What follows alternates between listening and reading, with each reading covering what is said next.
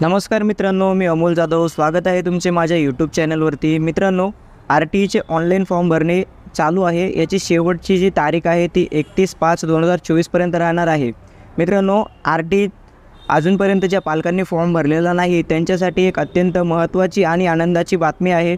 आपल्याला पूर्वी काय व्हायचं तर RTEमध्ये फॉर्म भरताना 1 किलोमीटर आणि 3 किलोमीटरपर्यंतच्या शाळा ज्या आहेत त्या आपल्याला सिलेक्ट करता येत होत्या.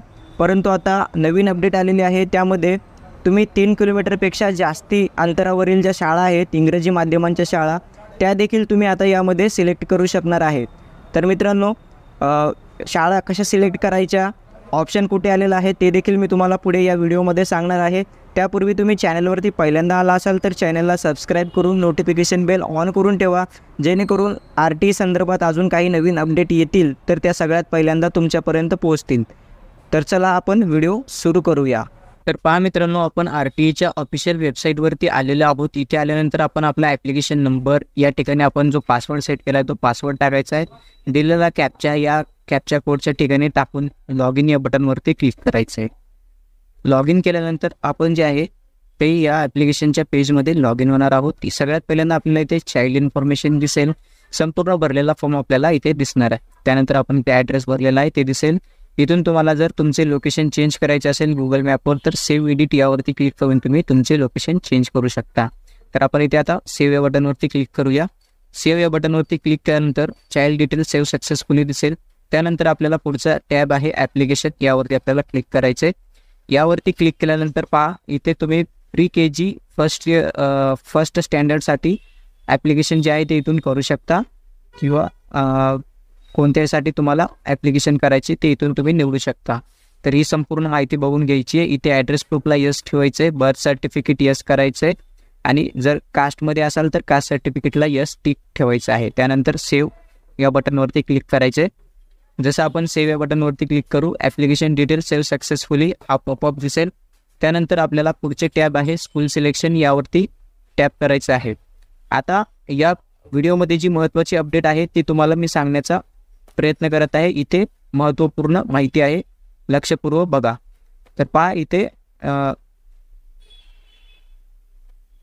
जे आहे ॲप्लिकेशनवरती एकदा परत क्लिक करतो मी. त्यानंतर परत स्कूल सिलेक्शन यावरती क्लिक करतो. तर इथे आपण ॲप्लिकेशन जे आहे ते pre KG 3 years before first standard किंवा junior KG before 2 year before first standard हे सिलेक्ट करू शकतो. तर आपण इथे pre KG before 3 years first standard हे सिलेक्ट करणार आहोत आणि तिथे सेव्ह बटनवरती क्लिक करणार आहोत. तर मित्रांनो, इथे पहा ॲप्लिकेशन डिटेल सेव्ह सक्सेसफुली, इथे ओके करायचं आहे. त्यानंतर स्कूल सिलेक्शन या ठिकाणी आपल्याला परत यायचं आहे. आता पहा विदिन 1 किलोमीटरमध्ये जर आपण बघितलं तर प्री KGसाठी कुठलीही शाळा दिसत नाही आहे, स्कूल नॉट अवेलेबल हे असं दिसेल. त्यानंतर विदिन 1 to 3 किलोमीटर्स या ठिकाणी जर बघितलं तरी देखील आपल्याला स्कूल नॉट अवेलेबल असं दिसेल. त्यानंतर आपल्याला आता महत्त्वाची जी अपडेट आहे, ग्रेटर दॅन 3 किलोमीटर स्कूल, जे काही 3 किलोमीटरपेक्षा जास्त अंतरावरील शाळा आहेत तर त्या आपल्याला सिलेक्ट करण्यासाठीचा ऑप्शन इथे देण्यात आलेला आहे. तर सिम्पली आपण ग्रेटर दॅन 3 किलोमीटर्स स्कूल यावरती क्लिक करायचं आहे. त्यानंतर इथे आपला जो जिल्हा आहे तो ऑटोमॅटिकली सिलेक्ट झालेला दिसेल.